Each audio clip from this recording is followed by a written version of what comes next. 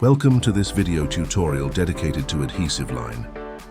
The first step is the Purify shampoo that deeply purifies the scalp by eliminating excess sebum. It is important to apply it twice to ensure that there are no residues when applying to the hair. Once the separation has been created with the tail comb, taking the right amount of hair. Let's make sure to take a thin section, avoiding excessive volumes, but that can support the weight of the adhesive line that will be applied. Now we take our adhesive line, remove the protective film and position the first line. Fixing it with clips to create anchor points.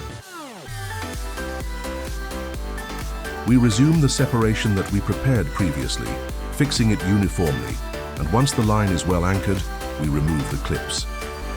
At this point, we take the other part of the adhesive line and apply it on top, applying pressure to ensure correct adhesion.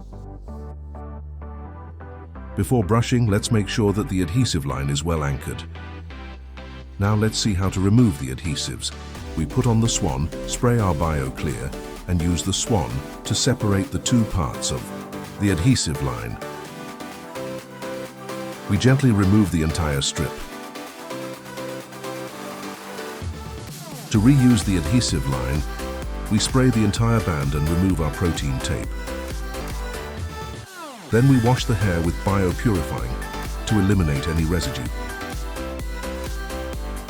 Now we apply the protein tape again, applying light pressure. At this point, our adhesive line is ready to be reused. For other questions, I invite you to download the ColdHair app and contact our customer service.